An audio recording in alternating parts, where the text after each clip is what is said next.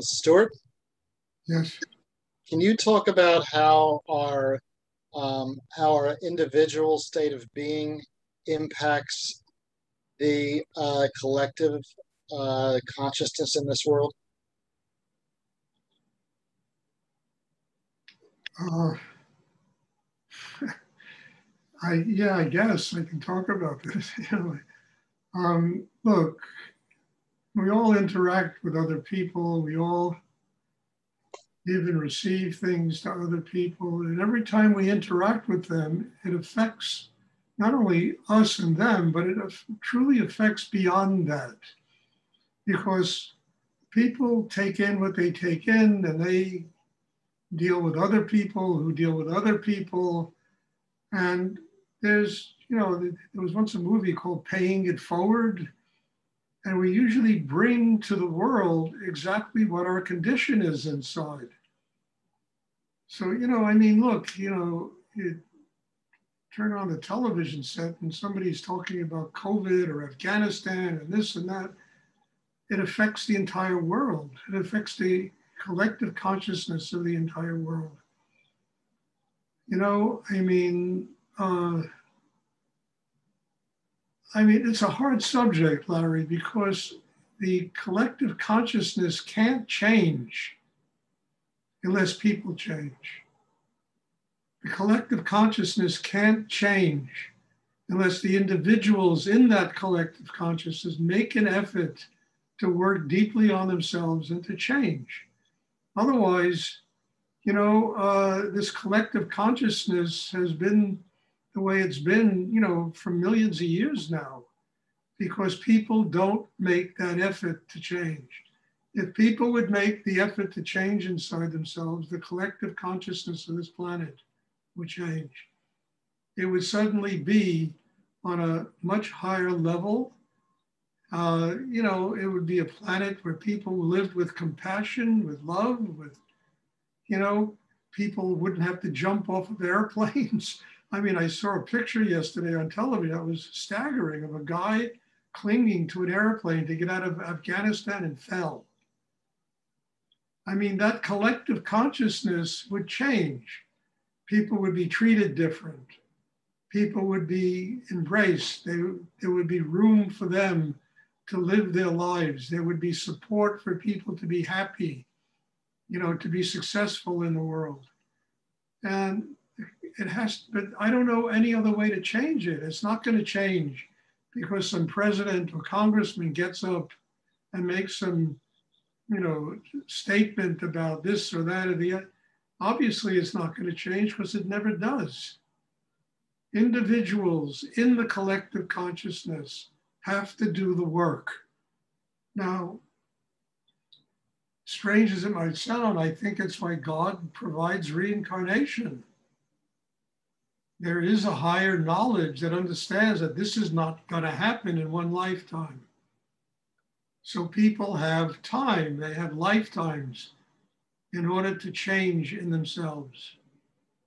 And maybe what does change collective consciousness is lifetimes, where people evolve and change and grow and finally come to do something that can truly, fix themselves inside so they can interact with the world on a higher level. Meanwhile, it takes nothing away from people that do inner work because they're part of a consciousness that truly wants to change. And hopefully, in doing inner work and changing inside, they bring those changes to the people in their life. Maybe it affects them. I mean, I've written books, a number of them, and I get emails all the time. I read your book. My God, it affected me so deeply. I want to connect with you. Maybe the collective consciousness can be changed that way, but not 8 billion people. So I'm not being negative about this. What I'm saying is we all are responsible for doing deep inner work that transforms us. And that transformation will touch other people. But will the collective consciousness, the 8 billion people that live on this planet change in our lifetime? I sincerely doubt it. And I'm not being negative, it's just being practical. But can everybody in this class change? Can every human individual change? Yes, if they do work on themselves. And God provides this, but human beings have a really difficult time listening to what God provides.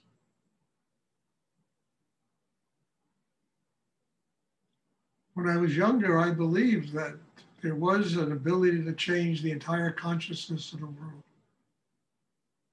And as I did this work and taught this work all over the world, I began to realize, Stuart, what has to really change is you inside. You have to grow. You have to build a system inside that connects you with God, that enables you to attain a state of enlightenment in this lifetime.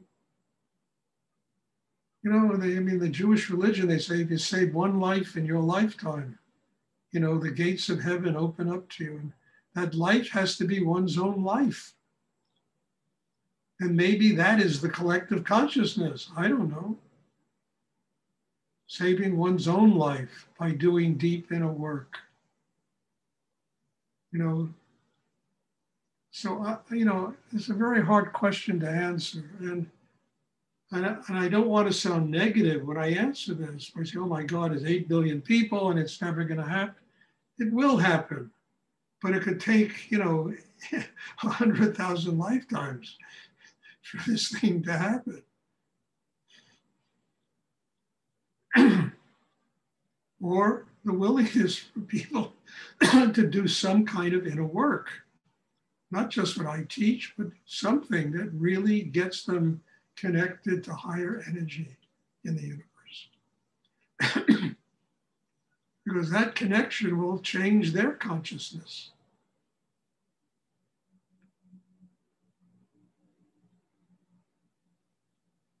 It's a very difficult thing to answer, and I don't want to sound negative and tell you that we live in a hopeless world, because we don't. All of you wouldn't be here doing this if we lived in a hopeless world. But I think all of you must recognize that you have to build yourself. You can't worry about 8 billion people. You got to work on yourself. You got to grow to the point where you can bring love, compassion to the people in your life, where you have a profound connection with God.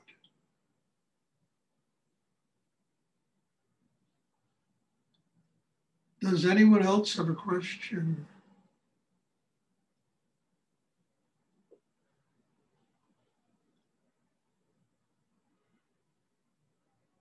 People think money is going to do it. It doesn't. They've been pouring money into things. Look, they put $1 trillion into Afghanistan, and look, I could have told them from day one this was going to happen. But go talk to them, And yeah, many people made lots of money because of this. And I think that's what that's all about. But that's not the collective consciousness. Because look how many people were hurt and destroyed and died because of this insanity. And yet, with a little common sense, they could have seen from day one that what happened was going to happen. It's the only thing that could have happened.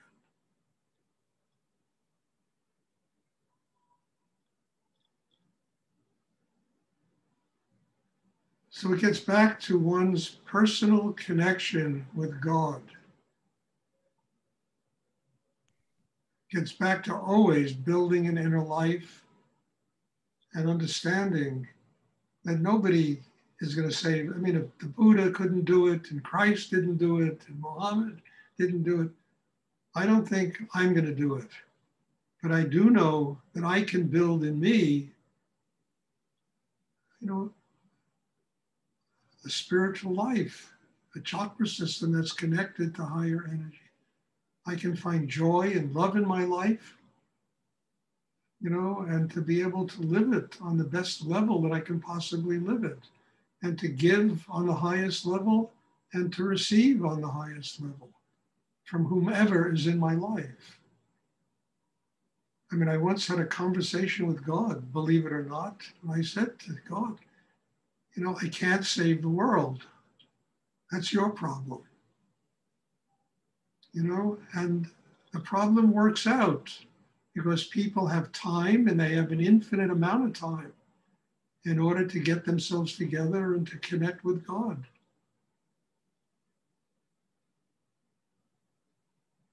Something that no one human being can do.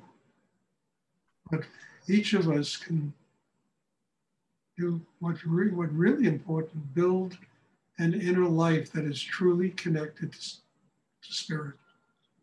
It's what we're here to learn, and it's what we're here to do while we're on the earth.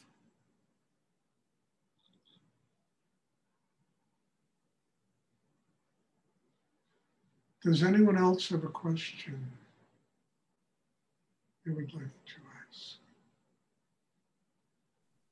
Hi, Stuart. Yes. Could you talk a little bit about how you could do self-reflection as you go through the week? There are a lot of ups and downs in addition to centering yourself during meditation.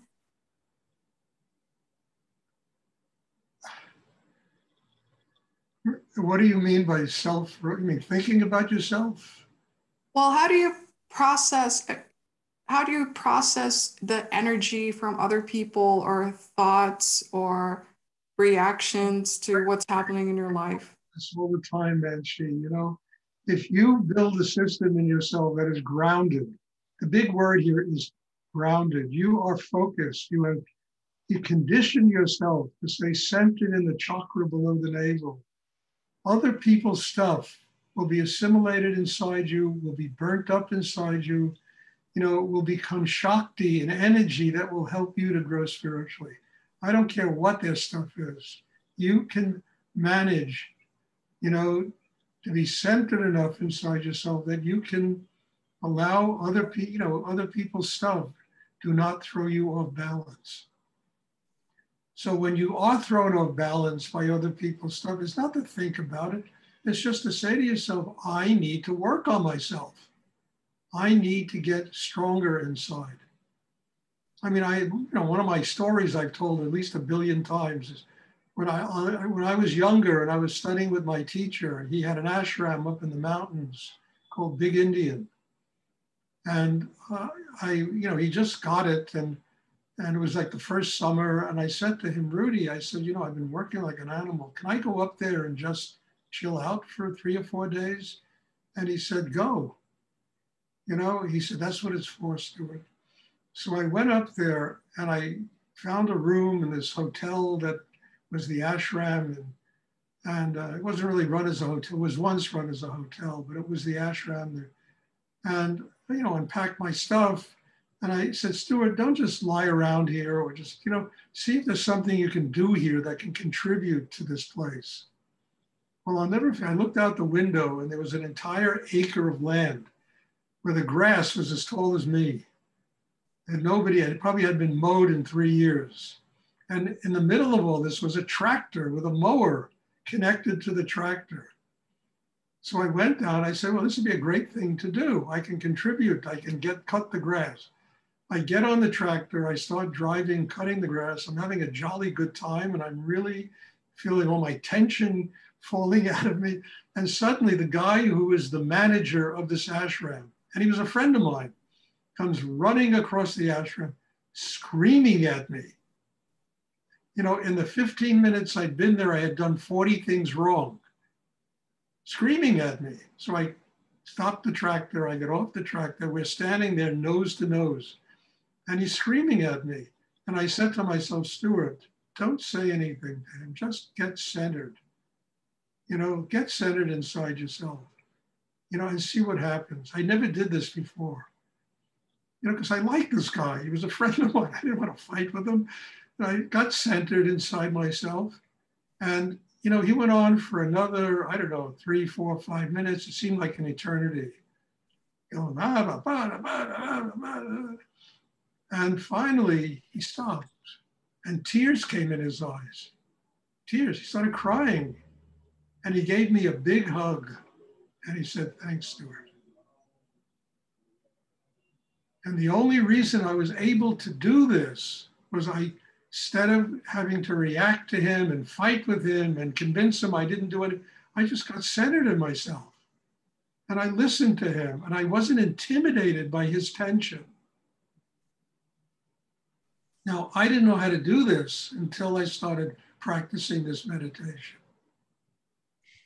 So it's taking it from the meditation class into your life. And there's always going to be some person who's going to bring kind of nonsense to you, you know? I mean, and if you're centered and balanced inside, you know, you discover it's just their tension. And you can deal with it. You don't have to allow it to get inside you and destroy you and fighting and arguing and convincing somebody you're right. You know, you can never convince anybody in that condition about who's right. You know, it's hopeless to even try.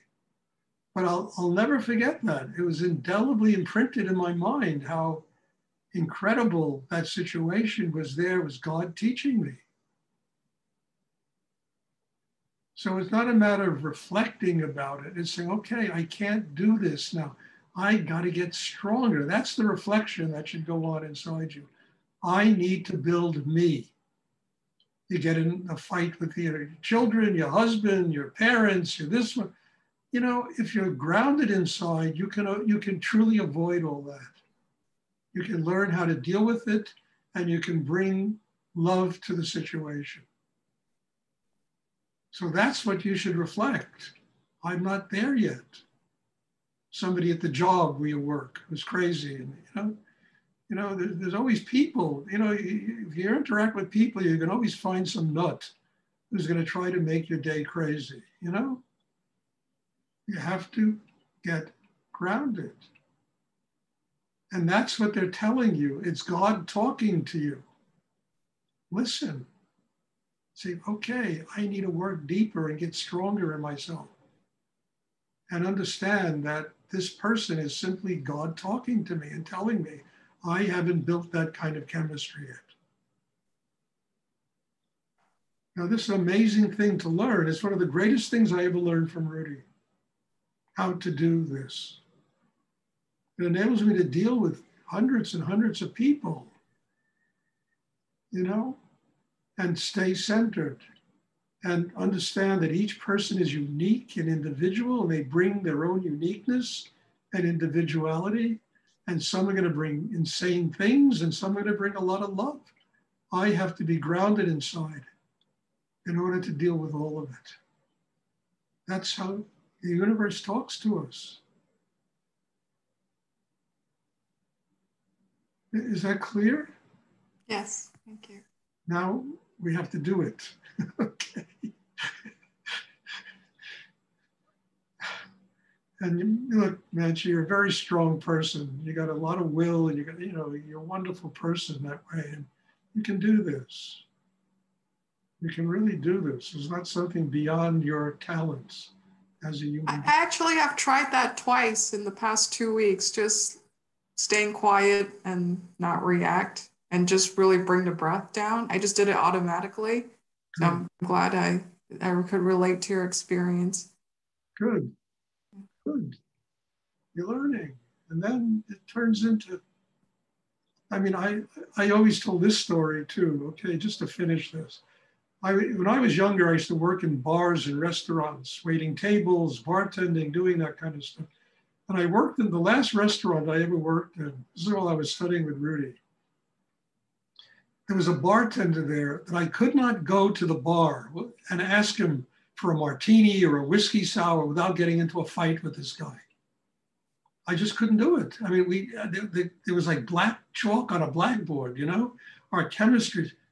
So one day I'm standing at the bar and he's talking about to another one of the waiters there about going out tonight with his girlfriend to have, you know, a midnight dinner, you know, in some fancy restaurant they were going to go to. And I was completely struck by this woman who I thought must be a freaking saint, to be able to hang out with this guy, to go home with this guy, to sleep with this guy. I mean, it was, and you know, I began to see him differently. I began to see him differently. And I began to see that this is just a human being. And what am I doing? Why am I getting into all these fights with him? And something in me changed. And another guy was indelibly imprinted in my consciousness. And I never had a fight with him again. It just brought me down to my center. And I began to see him in a completely different way. And I never had a fight with him again. He was a great teacher for me, this guy. It was, God was using him to teach me how to stop being stupid and irritable, you know, and impossible. And we never had a fight again. And, you know, it made my work on that job a lot more pleasant, I'll tell you. It really did. Does anyone else have a question they would like to ask?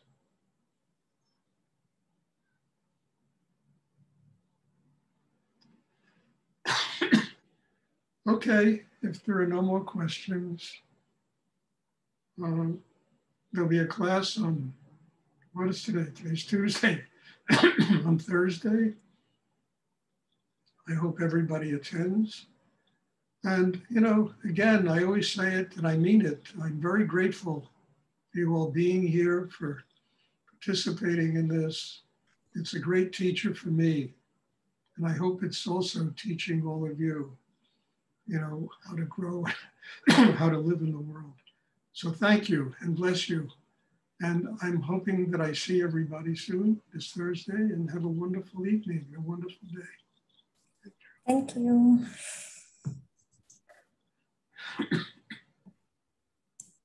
Bye. Thank you. Bye.